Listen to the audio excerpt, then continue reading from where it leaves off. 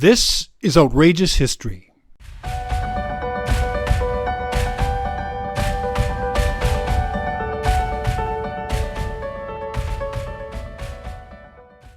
Hello, I'm Ernest Granson, and welcome to Outrageous History. When Andy Warhol's famous shot sage blue Marilyn silkscreen sold for $195 million at Christie's auction in early May of this year, it wasn't just a piece of art that traded hands.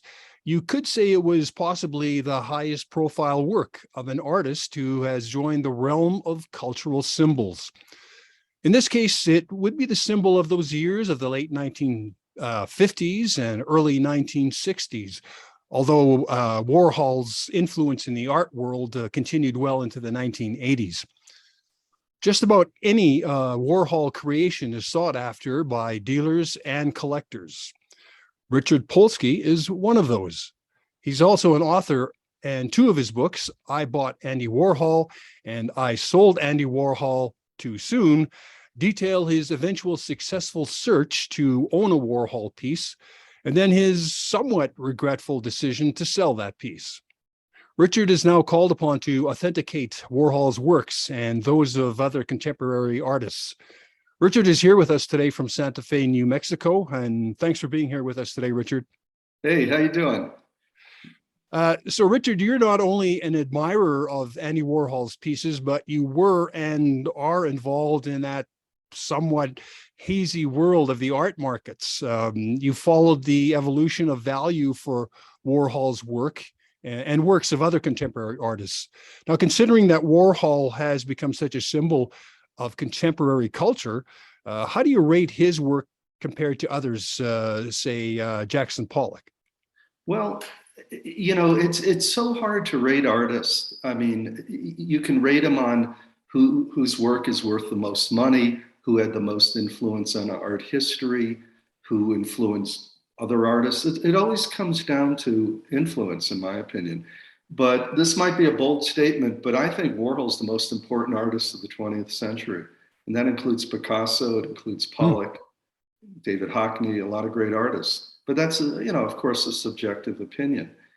And artists are often called upon, let's say, to reflect their times. How does their work, reflect popular culture during the years that they did work?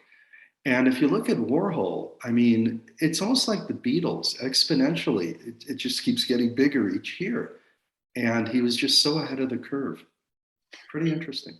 No, you say it can reflect the culture of those current times. So, Right. Warhol began his career really as a commercial artist, didn't he? Right.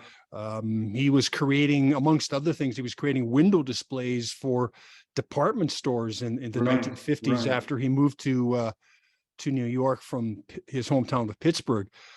So I suppose you can say he used that background to make his transition to fine art. Uh-huh. Well, Warhol secretly always wanted to be a fine artist, even when he was a commercial artist. But people don't realize how successful he was early on. During the 50s, they say his income was around $50,000 a year, which probably is the equivalent of $500,000 a year now. He was always very talented, very sought after, but he always had his eyes on the prize. He wanted to be a fine artist. And it's a long story. I don't know how much of it you want to get into, but he was one of those people who, the term genius is tossed around pretty lightly, but it was true in his case. He really had his finger on the pulse of what was happening in the 60s in contemporary life in America. And his work reflected that, I'd like to move into that a bit later on as well, but sure. Let's also talk about, because I know people are kind of eager to hear about the recent sale. Okay. One of his most. Let's talk about money. That's always a good topic. Yeah, we'll just touch art, on that, and I would like to hear some more about his background, but. Yeah. And even before we talk about the shot blue Marilyn, and also one of your personal favorites, the Frightwig series. Yeah, sure. Let's talk about those Campbell soup canvases, because they seem to be his most well-known pieces, at least amongst the general public, and they Yeah, kind of helped to create his public persona. What do you think right. led him to that particular subject and the product? And what was it about those soup can canvases that drew so much attention? Well, again, an artist sort of channels their inner feelings into their work. And for some reason, Warhol saw beauty in the banal. In other words, he'd go to the supermarket, he'd see those Brillo boxes, he'd see Hmm. rows of those red and white Campbell soup cans, where you and I might just say, oh, those are Campbell soup cans. He saw a certain beauty there. He saw beauty in the repetition of the image. He saw it as a reflection of consumerism. We buy these things. Boy, if you make paintings of them and people see them in the fresh context of an art gallery hanging on the wall in a gallery, the next time they go to the supermarket, they're going to have a very different experience if they're open to that. Hmm. Hmm. Rather than just say, oh, these are soup cans, they're going to see, wow, there's a beauty here. There's a visual, it's visually stimulating to look at these things. It's pretty cool. And In it's in very some American. in some Yeah. sense, that's what you could say about all contemporary art, I suppose. Well, an artist's job is to get you to see the world differently. And if they're really good at it, they'll inject a sense of feeling into their work. In other words, most art that we look at, I'm speaking for myself now, it leaves me cold. I look at things, it's like a one liner. Yeah, I get it. And then I'm on to the next thing. But the great art brings you back time and time again. And each time you look at it, you feel something new or you see something different. When Warhol did his soup cans, people can't, it's just too hard to recall how radical this was. In other words, it was so outrageous when they were shown at the Ferris Gallery in Los Angeles in 1962 that a rival gallery on the same block went out and got some actual soup cans, made a pyramid of them in the window, and hung a sign, we have the real thing for 31 cents or whatever the number was. And the Warhol soup cans, there were 32 of them in the original show, and they were $100 each. And it's funny, I'm reading a book right now on the life of Dennis Hopper, Oh yes. the actor and the wild man and a very talented photographer. But Dennis bought one, there were 6 of the soup cans that were sold out of the 32 for $100 each. And Dennis was one of the buyers, all right?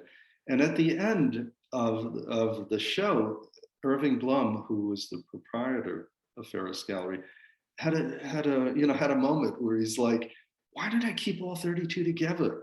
And he had to go back to all 6 of the individual buyers, including Hopper, and ask them if they take their money back so he could keep the set intact. And as everyone knows, they wound up at the Museum of Modern Art, and Blum sold them for $15 million. It's all this crazy stuff. Pretty great return on his money. And so Dennis Hopper, why would he have had that kind of foresight, or did he just like the piece? Dennis Hopper, I met him once. I knew his stepson, Jeffrey Thomas, who became an art dealer. That's why I knew him. And Dennis was one of those rare individuals in Hollywood where, he was considered a renegade and the black sheep of the film industry and all that, but he was a talented guy and he got it. He really connected with the art. There was something about pop art, and Warhol in particular, that reflected life in Los Angeles in the early 60s. The great big wall, there were a lot of billboards out there, a lot of signage. It's hard to remember all this, but the antique stores were literally giving away Tiffany lamps. Nobody wanted this stuff. But Hopper had the vision, like, this is great. These are, objects of beauty and integrity. And when he saw Warhol's soup cans, he's like, whoa, this really is a reflection of our times. He just saw something. I don't get it, but he did. Well, where does this series of the Marilyn Monroe silk screens fit into Warhol's career, and why do you personally feel that they're so captivating, and not to mention financially tantalizing? Well, yeah, it's just hard to talk about the Marilyns or any of the great worlds without talking about money. It's just inescapable. It's kind of funny, but if you see a Marilyn painting in person, your first moment with it is like, wow, this is a real reflection of glamour and beauty in Hollywood. And, the fact she died young, was a big part of it too, and it was tragic. And Warhol was thrilled by the movies. As a teenager, he used to buy movie magazines, and he was just enthralled by, oh my God, the glamour, the beauty. And the fact that he ended up portraying Marilyn, and he also did portraits of Elizabeth Taylor and Elvis Presley and Jackie Kennedy, who became Jackie Onassis, of course. He just saw, the ultimate in glamour there. And he just had to get involved. He couldn't help himself. He had to do portraits. But the Marilyns just, for some reason, resonated deeply with people. People love Marilyn Monroe. And these paintings really are ravishing in person. Once you've seen one, you don't forget it. But now you look at one and at first glance, you're like, wow, great painting. Your second thought is, wonder what it's worth. And you can't help this. And I hate to sound so crass, but the art world has transitioned tremendously. I started doing this back in 1978. All right, it's a long time ago. And I got into it because I thought art was just one of the coolest things around, and I wanted to get involved. And I wasn't talented enough to be a painter, but I sort of got the business end of it and became an art dealer and opened a gallery. But back in 78, it was all about the art world. It was about the art itself. It was about going to museums. It was about owning the work, waking up in the morning and living with it and going, God, this is super cool. Now it's transitioned into the art market. All anybody talks about is investment. People call me and ask me, what do you think this will be worth 5 years from now if I buy it now? And it's just, you can't fight it. It's just the tide of, the way the world has turned. And Warhol was always at the forefront of it. Now, in your books, I bought Andy Warhol and I sold the Andy Warhol. Right. You describe how you eventually wound up purchasing two separate versions of his self-portraits, the Fright Wigs. Tell us about that. Well, it's a funny story because I was living in Sausalito, California at the time, which is a beautiful area, but it's expensive.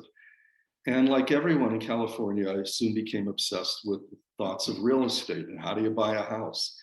And I realized I had probably about $100,000 saved up and put aside. It wouldn't get me anywhere. It wouldn't get me in the game. Couldn't get a down payment together. If a home was $1 million at the time, you needed about 20%. You needed 200,000. Didn't have it. I'm like, well, I want to buy something. And I figured I'm going to buy a Warhol painting. I'm going to get the best Warhol painting I can get for $100,000. That was my budget, which is a lot of money, and it isn't a lot of money. It's all relative. Long and short of it was I had a connection with Andy Warhol's estate. When Warhol died, there were about 4,000 paintings left in his estate, plus thousands of prints, thousands of photographs. Long story short, I was able to get an appointment with the estate. And the only reason they were willing to talk to me is they knew I was somewhat involved with the work before he died. I did one of the last shows within his lifetime in San Francisco. Not a major show, it was pretty minor, but it was a show, it counted. And they looked at that as in terms of who they would sell art to. In other words, the estate could sell these paintings to whoever they wanted. And they didn't want to sell them to people who got on the bandwagon late. In other words, if you were a lifelong Warhol fan and supporter, they knew that. And then they did business with you. So I went to them and it was a funny experience because it wasn't like you could just walk in and say, I'd like a Marilyn painting. It didn't work that way. They, sort of offered you what they wanted to offer you based on who you were in the art market food chain and how important you were. If you were a big collector, you'd get offered better things because they were logical. They'd like, well, if Polsky has a major collection, chances are he's going to lend it to a museum and more people will see Andy's work. It will disseminate, at a higher level there. So anyway, they knew I was once described as a major minor dealer, which I thought was kind of funny. I mean, it was a compliment, and yet it was a backhanded compliment. Anyway, I had a good attitude, and I walked in, and I basically told them I loved his late self-portraits. Andy did self-portraits from the 60s on. It was a touchstone in his career. He'd often go back to doing his own likeness. And late in 1986, a year before he died, he did what I thought were his best self-portraits. mean, Andy was bald. He's like you and me. I mean, he was Hmm. bald. Well, you may not be bald. You may just shave your head. I'm bald. I'm legit. All right. I'm Andy past was that point. bald. Yeah, it's a good look. You look good. So Andy wore a wig throughout his life. And the wig, was so ridiculous that it looked good. I mean, his wig, it never fit right. It was too big. It was wild. It was white. It was crazy. And so at the end of his career, he did these portraits that were called fright wigs because they literally looked like he stuck his finger in a light socket. It was like, and the wig stood up. And I thought, oh my God. And he had this haunting expression on his face. Well, he did some little 12-inch ones. And then he did some 22 inches, and they kept getting big 40 inches. There were some 80-inch ones. They went up to 108 inches, which were beyond my budget. But at the time, I can't remember what year this was, but the 12-inch paintings were $50,000. Okay, so there I could have bought two, but anyway, they showed me one, and it wasn't very good. I mean, it was like the screening quality. These were photo silk screens. Some impressions were better than others. No two were alike. And this was a faint one. It was ghost-like, and it's like, I mean, I would have bought it if that's all they were willing to offer me. But I was feeling greedy. And I said to Vincent Fremont, who was running the estate's sales department, I said, man, this is a cool painting. Got anything where it's a little crisper, a little stronger image? And he made a face. I mean, Vincent was, a great guy, but very nice. But, he had his moments. And, if you weren't happy with what you were shown, he could just as easily show you the door and just say, well, Richard, I'm sorry you feel that way. Better luck next time. Goodbye. But he was in a good mood. He goes, all right, I'll see what I can do. And he goes back to their warehouse and he pulls this thing out. And mind you, I'm in an all white room. I'm in a chair. And he had an assistant who would hang a painting on a metal hook. And it was this very minimal experience. It wasn't like you'd walk into a room and there were dozens of paintings there. You got to see one at a time. And they did that intentionally to create a sense of rarity. It's like, hey, this isn't a supermarket. We're not buying actual soup cans. You're buying an Andy Warhol painting. You're very privileged to have this opportunity. And they were right. And they sold them to you a little below market rate, even better. And anyway, long story short, he brought out a better one. It was green. And this was a very good painting. I give it a 9 on a scale of 10, where the first one he showed me, I'd give probably a 5 or a 6. And I was like, it goes off inside your brain. You go, that's the one I want. And I go, God, this is beautiful. God, I'll buy it. I'd love to have it. And then I was a little obnoxious, I guess. And I said, any chance of like a 10% discount or something? And he rolled his eyes and I was like, oh God, he may cancel the whole thing. He goes, well, let me look this something up. And it wasn't a 10% discount. I'm trying to remember. I think he gave it to me it might have been like $47,500. So I got a little discount. Still bargaining for a rare piece, eh? Well, it was, what it was? It was the times. The art market wasn't like it was now. It was just transitioning into, an investment. It was on the cusp of being partly an investment, partly just a great thing to live with. And I sort of recognized the moment and I was like, man, if I don't buy this, I'm going to get nothing. And, I made the deal, wrote him a check. And Warhol, when he died, the paintings, the majority of them were not signed. And he did this to discourage theft. Because back in the 60s, during the factory days, when things were chaotic, and he didn't have a business manager, there was a lot of monkey business that went on. Things were stolen, things were mishandled in certain ways, let's say. And he developed a philosophy where he'd only sign paintings if, when they were sold or they were sent out for an exhibition. So when he died, there were all these unsigned paintings. So what they did is the minute you bought it, they would take a rubber stamp. There were 2 stamps and they'd stamp the back of it. And those stamps transformed that painting from being worth nothing to being worth $50,000, even more. It was probably worth $65,000 or $75,000 when I bought it. But there was an unwritten rule. You weren't allowed to sell it. If they found out you sold it, they never do business with you. If you would have sold it, you mean, having bought it from from the estate. In other words, if I took the painting home and then a couple of weeks later hung it in my gallery or put it up to auction, there was nothing they could do about it. I owned it at that point. but they'd never do business with you again because they realized there was a term back then, it was called flipping. You were just buying it to make a few bucks. You didn't care about the art. And they wanted to make sure the paintings went to people who genuinely loved Andy Warhol's work. I mean, sure, it was an investment. I mean, nobody spends 50 grand and, like blows it off and says, oh, it's nothing. It is money. And you're aware, it's like buying a house. You're aware it's appreciating while you're living in it. So, paintings are like that. You enjoy living with it, but if you chose wisely, they do go up in value. So why did you decide to sell that first version that you? Well, I owned a Fragment previously that was gold, and that was the best one I've ever seen. It was a 10 on a scale of 10. I needed the money. I remember I bought it for $45,000, similar amount of money, and I sold it for $65,000. And I thought I was a genius. I made 20 million. I was like, look at me, it's probably worth 3 million. Such is life. But it was pretty funny. I mean, you're an art dealer. My dad taught me, you're in the moving business, not the storage business. You're here to make money. Oh, okay. Well, that's an interesting perspective. It's life. It's reality. I didn't have rich parents, or a trust fund. Well, your descriptions of the art dealers, as we're speaking about, you're dealing here with Fremont, they're really hilarious. And it seems like there were so many unforgettable characters in that world. Would you say that these characters are fairly representative of the world, or what is your view of these dealers and collectors who drive that industry? My view. now you're opening, as they say, Pandora's box.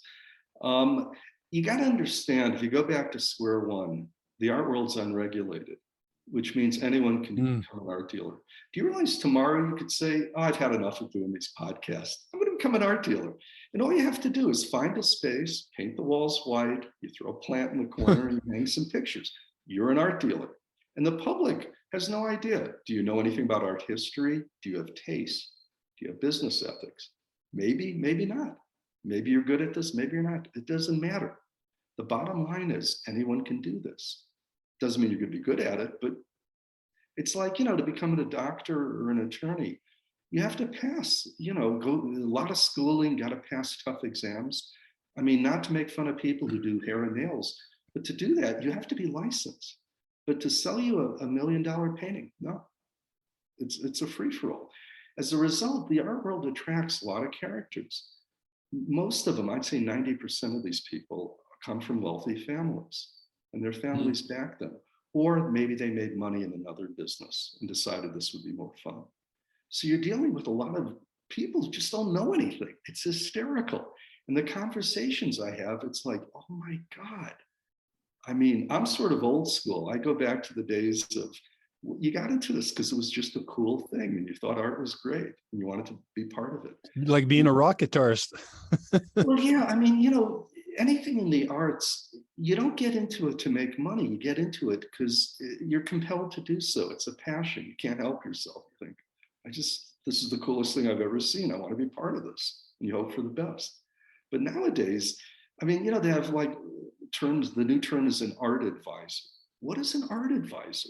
Is it somebody who says, yeah, I think you should buy that. That's a good idea. I think it's good. If you know about art and love art, you don't need someone to advise you. You feel it. Mm-hmm, mm-hmm. It's a feeling. You connect with it in a deep, visceral way. But the book that I wrote was filled with characters because there's just so much bad behavior in this business. It's the art world, I've described it as high school with money. These are people who are very juvenile, and their behavior is off the wall. I think I told a story in the book about a food fight at a Los Angeles gallery. It was a pretty big time gallery and they're having their grand opening and they had it beautifully catered and there were tables. And you had, the cream of Los Angeles collecting society. There was a woman there named Marcia Wiseman, who at the time was the doyenne of, LA collectors. And there was an artist named Chuck Arnaldi who started a food fight and he hit her in the head with a piece of fried chicken, I mean, people were pretty drunk. I mean, and it's like, and I remember she ducked. on the second round, and it hit an Ed Ruscha painting. There was like a grease spot on it the Ooh. size of a silver dollar. And Ed Ruscha is a pretty famous artist now, was at the Yeah. party. And I remember he yelling at the gallery owner, "You better have insurance, or I hope you have insurance for that painting." I mean, it was funny and it was crazy, but that was, the tip of the iceberg. I mean, I'm not talking about all the dishonesty. I'm just talking about just bad behavior. You're dealing with rich people who are used to getting their way. They're not good at being told no.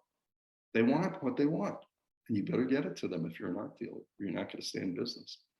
I have to say, I was not quite sure what to make of your business/friend relationship with Jim Corcoran, who you spoke about. He owned the gallery on the West Coast, right? Right. Well, it was his gallery where they had the food fight.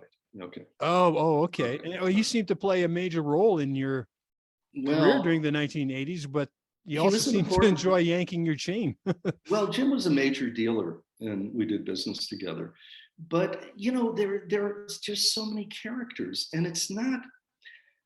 What I was trying to do was, create a window into that world, because people always thought of art as a very elite world. In fact, I had an offer at the time from HBO to do a miniseries on my book. I bought Andy Warhol, and the deal collapsed, and I'll tell you why. A big meeting was set up, and I thought, oh my God, my ship came in. I'm gonna make money and be well known, and all these good things are gonna happen. And they actually hired a woman named Diane Lake, I think. She wrote the screenplay for the movie Frida, and the life of Frida Kahlo. And she did a pilot episode based on my book.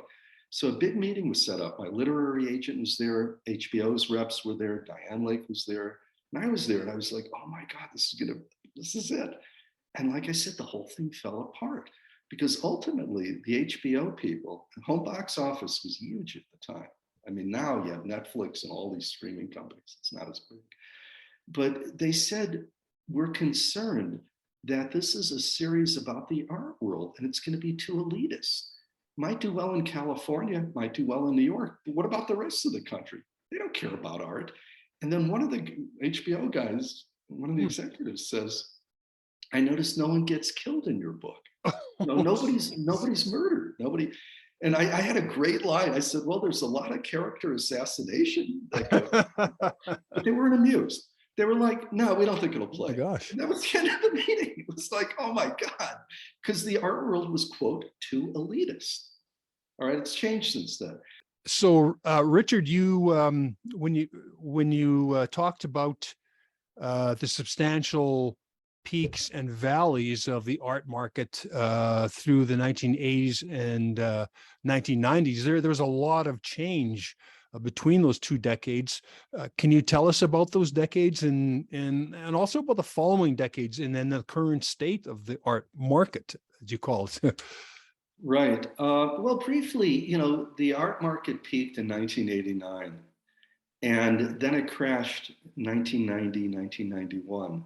And the crash lasted about 5 years, and a lot of galleries went out of business. I'd say almost a third of them. There was just no business. It's a long story to explain why it crashed, but it did. And it's sort of during the 90s, things started. Toward the end of the decade, they improved a bit.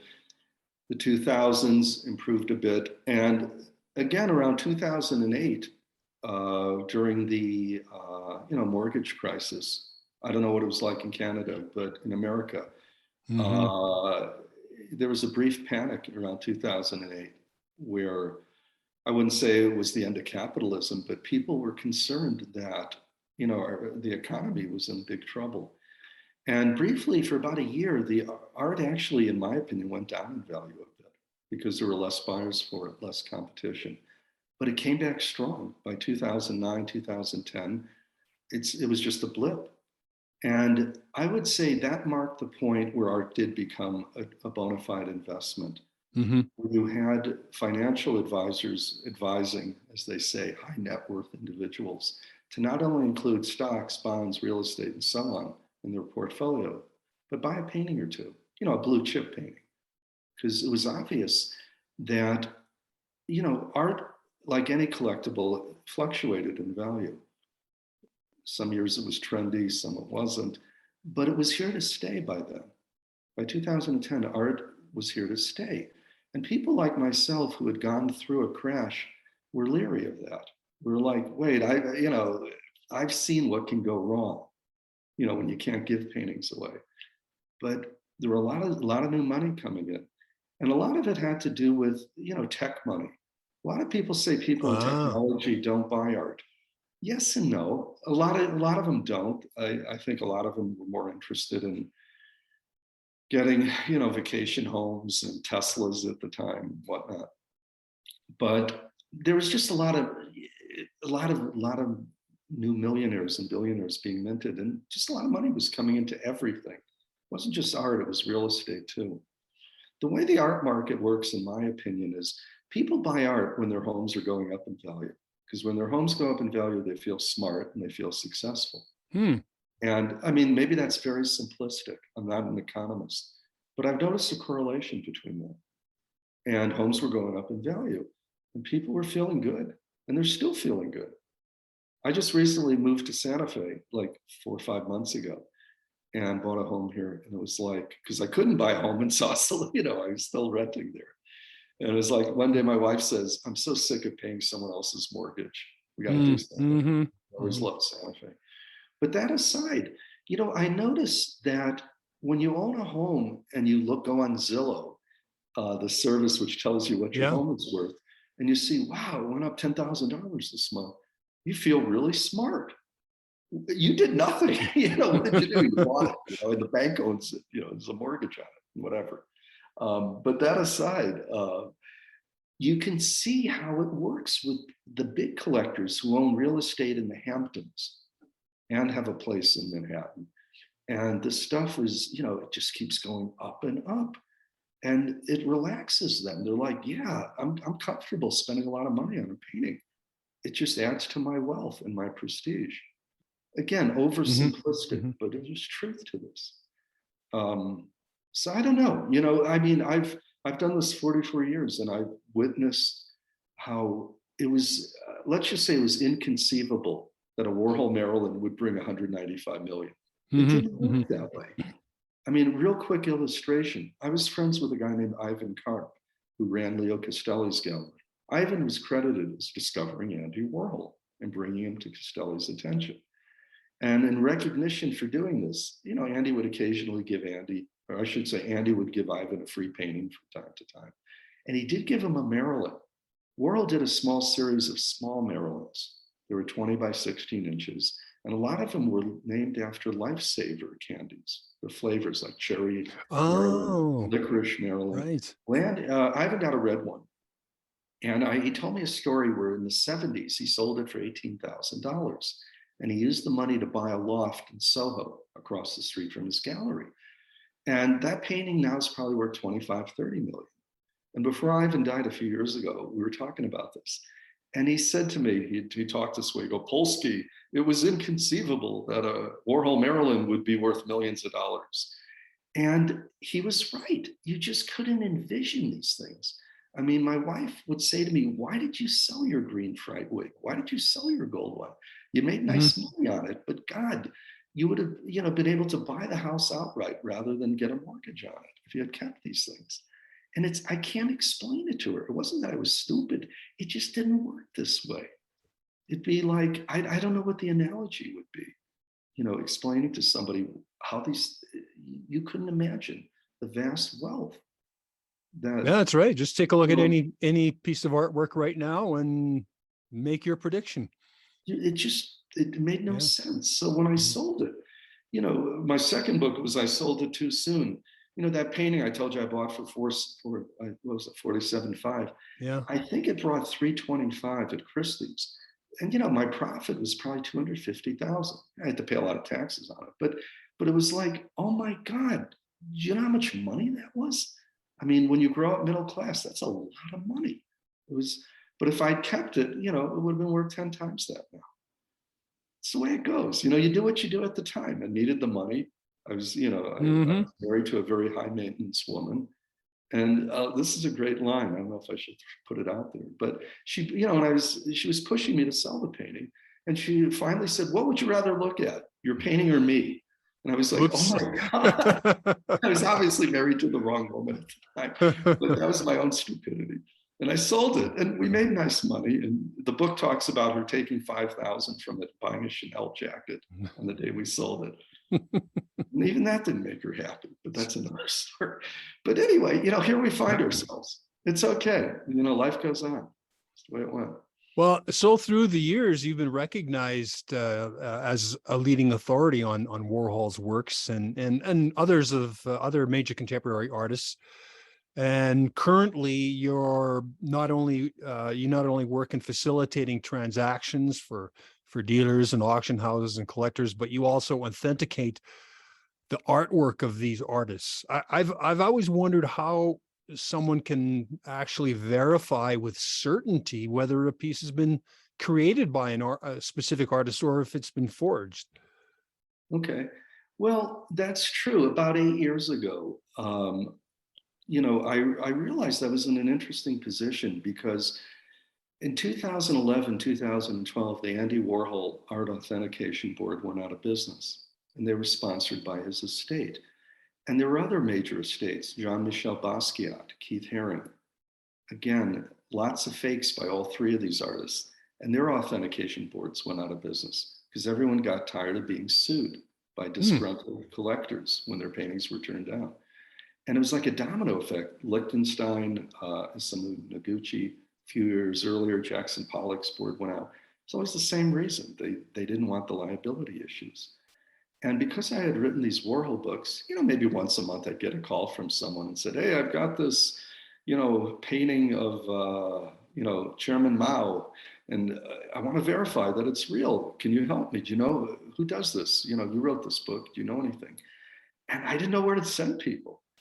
And I had, what had happened was I had remarried and I had turned 60. And I realized the art market had changed so radically, I couldn't deal art anymore. These same pictures, there was an artist named Ed Ruscha, I thought was a terrific artist. And I was selling his drawings and buying them. They were $4,000, $5,000, $6,000. I know this sounds ridiculous, but they were hundreds of thousands, 3, 4, 500,000. And I couldn't afford to buy them anymore. I couldn't inventory the work. And the way you make a living as an art dealer is by controlling your inventory. You have to own what you sell. If you broker it, you never make money. You're the middleman, you get a little commission. Sometimes the deal's jerked away from you at the last minute. There's no control. And I realized, God, I got a wife to support, so to speak. I mean, she had a job, but living in Cali, where we live, is expensive. And I'm like, wow, I got to figure something out here. And I know this is going to sound out there, but I went to this cowboy bar in West Marin in the middle of the afternoon, had a beer. And I just sat there and asked myself, what is the biggest problem in the art market right now? And it was like authentication. Nobody, there was nowhere to go to get these things validated. And I figured, I know about Warhol. I've written books on him. I've owned the work. I've shown the work. I know the estate. Maybe I can do this. And I decided to start this business called Richard Polsky Art Authentication. And it specialized in authenticating Andy's work. And ultimately, it grew where I realized you couldn't make a living just authenticating one artist. You needed a stable of artists, much like a gallery. And again, Warhol's friends during the 80s included Keith Haring and Basquiat. And I thought, man, this makes a nice package. And there were so many fakes being sold. And as the art market expanded, more and more fakes were being created, because as these things become more valuable, it's worth someone's while to start forging stuff and counterfeiting. It's just a who's creating the fakes that they're so well done that there's uncertainty. Who are these guys? I don't know the answer to that. I mean, there are many people. You have artists who sometimes have good intentions, and they're like, well, let me see if I can make a Warhol. I know how the photo silkscreen process. I know how I can do this. Marilyn's picture is in the public domain. The image Warhol used is a film still from a movie called Niagara. And you can get that. You can buy an 8x10 glossy and have a photo silkscreen made. And if you know how to do it, you can make one. Oh, And an artist like Basquiat who did graffiti-like work, yeah. you can do that. You can't do it the way he did it. You got to know what to look for. I mean, you asked, how do you know how to do this? I mean, this is an oversimplified analogy, but let's say every day you would go to the same restaurant for lunch. You'd order a cheeseburger with grilled onions on it and ketchup, right? And one day your cheeseburger arrived without the grilled onions. Believe me, you would know it. After doing this month in, month out, you go, this doesn't taste right. Where are the onions? And you open the bun, you go, aha. Well, that's how it is. If you've immersed yourself in an artist's work, like Warhol, and I've been to the museum multiple times. I've seen his work all over Europe and America. I've handled this stuff. I've lived with it. I wake up to it in the morning. By fully immersing yourself in something, you develop a feeling for it. And eventually, if you've read enough, looked enough, you develop an expertise. I mean, somebody once, talked about becoming a wine connoisseur. Well, the way you become a wine connoisseur is you got to drink a lot. Yeah. It doesn't mean you get wasted every day, but you got to sample a You got to lot of spit out wine. the samples. Yeah, you spit it out, right? That's what a wine tasting is. And with Andy, you got to look a lot, and that's true of all these artists.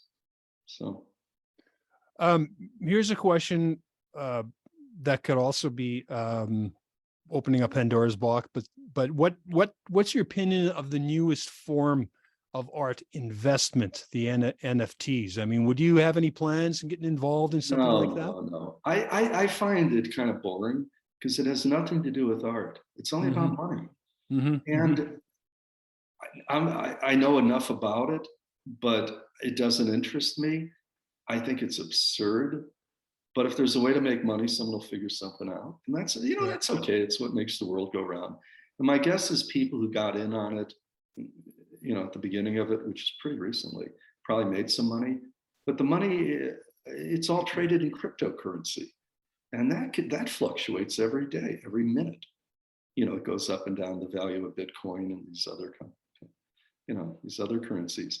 And the auction houses were sort of slow to get involved in it, but they're involved now. It's absurd. I don't get it. Maybe and it's not that I've gotten older and been done doing this too long. It's just uninteresting. It has nothing to do with art. It's about finding a way to cash in on something. And that stuff never lasts. What survives the test of time is quality. Works that are innovative, things that add something new to the continuing course of art history. This adds nothing. It's just a way to make money. I don't see it, but that's me. Well, finally, Richard, did you ever meet Andy Warhol personally? And what are your general thoughts about his personality and his talent, and why he had such a noticeable influence on contemporary culture? Wow, it's a broad question. I mean, yes, I met him once. And if you go to my website, richardpolskyart.com, you will see a picture of me with Andy in the 80s when I had hair back then. It was a long time ago. I only met him once, and the meeting lasted all of 5 minutes. And frankly, the whole thing was boring. It wasn't that interesting. What had happened was, it's pretty funny, and I'll leave you with the story. I wanted to do a Warhol show. This was 1986, a year before he died, at my gallery in San Francisco. All right. And I wanted to meet Andy. And you could do so. You had to make an appointment with this business manager. His name was Fred Hughes. Fred was a very cool guy, very dapper, beautifully dressed. He was an Anglophile. He wore his wristwatch on the outside of his shirt cuff. The guy had style, but he was very smart. Anyway, I made an appointment to go see him and wanted to buy a painting to put in the show. That was the excuse. And Andy had done some paintings of dollar signs, the S with the 2 lines through it. And they were not big sellers, so he had plenty of them available. They became big sellers, but at the time, nobody wanted them. So you could buy a 20 by 16 inch painting. They retailed for $6,500. I almost said $1,000, $6,500. There weren't a lot of money for a genuine Warhol. And I remember Fred brought a few out to show me. And he offered me a discount, $4,500, because I was a dealer. And I bought one. And it was unsigned, as was the policy. And I said, wow, it'd be great to meet Andy and watch him sign it. This, take a picture, this would mean a lot to me. He goes, well, Andy's at lunch. Why don't you come back a little later and we'll see if we can do that. So I came back, and sure enough, Andy walked in. And what surprised me was he was taller than I thought. He's probably 5'10", and he was skinnier than I thought. I mean, he looked like he weighed like 135 pounds or something. I couldn't believe how skinny he was. And he had that fright wig, he had that, massive hair on his head, and he had glasses on, I remember. And Fred said, oh, this is Richard Polsky. He's doing a show of your work in San Francisco, his Gallery Acmerid. And Andy goes, oh, okay, And I remember making some small talk with him, and he answered in one or two words. I mean, he was completely bored and disinterested. And it was disappointing, quite frankly, meeting him. And he did let me take a couple of pictures of him, and which came in handy years later when I started my art authentication service. I mean, it gave me a certain credibility. I mean, I did know the guy, know him. I met him back in the day, but I did show his work. Oh, that's legit. And I did do all this. So hey, Andy, I said, nice meeting and all that. So I said to Fred Hughes, I said, wow, any chance of getting Andy to come to San Francisco for, the opening for my show, for an opening reception? And Fred said, sure, it's going to cost you $50,000. I go, well, what do you mean? He goes, well, they were doing a big business in portrait commissions, where for $25,000, you could get Andy to do your portrait. These are big colorful paintings, you're gorgeous. And a lot of wealthy people did it. And Fred said to me, look, you're asking Andy to give up 3 days of his life. He's got to fly from New York to San Francisco. That's one day. And the next day, he's got to be in San Francisco, go to your opening, go to the dinner. And then the third day, he's got to fly back. And, if he's not going to make $50,000, it's just not worth it to us to do that. And I realized it makes sense. I could have pulled it off years later. I just didn't know the right people then who could do that. And again, he was still alive. People thought he'd be around forever. It wasn't a big deal. They didn't know he was going to die a few months later. So that never happened. So yeah, I did meet him, but I was more interested in meeting his business manager. I was that fascinated. So what was the second part of your question? Yeah, I was just wondering what you thought was the reason for that great influence that he had on the culture of even ordinary people. I don't know how to answer that. It's like, some things just are the way they are. Andy anticipated a lot of things that later came true. We live in what they call a celebrity culture, where, you have celebrities and influencers and all that. Well, Andy, back in the 60s, his work had a tabloid quality to it. He's doing paintings of movie stars. Nobody thought that way. It's like movie stars, And he sort of anticipated, how important celebrities would be in our world. The consumerism idea, the Brillo boxes and the soup cans. We live in a culture where being acquisitive is everything. Buying stuff, surrounding your stuff with all your, great toys in your life, great furnishings, great cars, great boats, vacation homes. He was all about, making art and making money. And he used to say that the best, good business was the best art. He really anticipated all that. But great artists are always a step ahead of their audience. You can't see it while it's being done. You just don't know it while you're in the midst of it. You might have some thoughts like, wow, this is really deep. Where's this going? But it doesn't work that way. It has to play out in an organic way, in a natural way. And Warhol continues to play out, where people can, a painting brings 195 million. And it's not just because it's a great investment. It's because he captured something in popular culture that had resonance, and people still, care about things like this. I mean, beauty will never go out of style. That Warhol is beautiful. The shot sage blue Marilyn really is it's a superstar. It's great. So, well, thanks for that insight, okay. Richard. That really was insight, and this has been so much fun. I really thank you. I've enjoyed talking to you as well. It's great to hear about this wonderful artist and his influence, and who he had influence not just in the art community, but in culture and in culture in general. So we really appreciate that, Richard. Very cool. Thank you. And I want to thank all of you for tuning into Outrageous History. Remember, for additional information about this and other podcast topics, as well as more information about our authors and our historians, log on to www.outrageoushistory.com.